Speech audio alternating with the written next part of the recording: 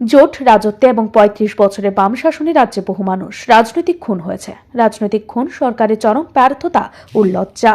তাই বর্তমান সরকার সিদ্ধান্ত নিয়েছে যারা রাজনৈতিকভাবে খুন হয়েছে এই সব পরিবারে সরকারি চাকরি প্রদান করবে।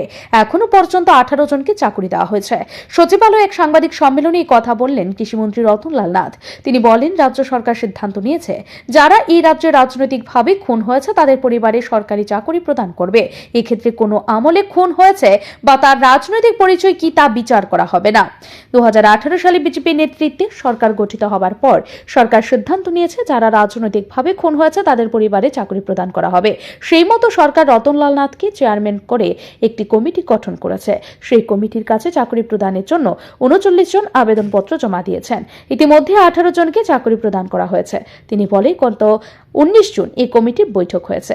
সেই বৈঠকে সিদ্ধান্ত নেওয়া হয়েছে নতুন করে আরও 5 জনের পরিবারে চাকরি প্রদান করা হবে। তাদের মধ্যে আছে তপন কুমার ভৌমিক, দীপক কুমার বিশ্বাস, সুব্রত সিংহ, নিখিল দেব প্রমুখ। তারা বাম আমলে খুন হয়েছিলেন। এটা বণিক চমনির কেস।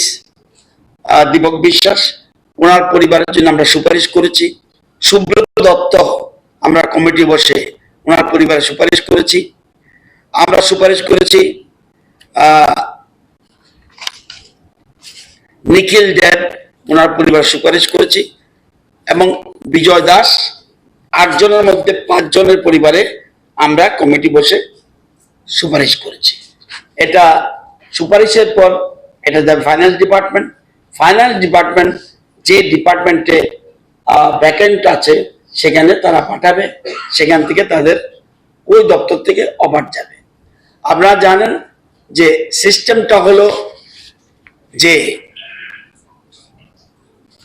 একটা ফর্ম থাকে সাব ডিভিশন অফিসে, মহকুমা শাসকের অফিসে।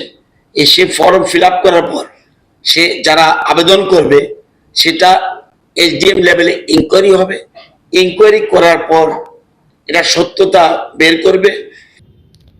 বেশ কিছু খুনের ঘটনা 2018 সালে বিধানসভা নির্বাচনের পরেও হয়েছে, যাদের চাকরি প্রদানের তালিকায় নাম নথিভুক্ত করা হয়েছে।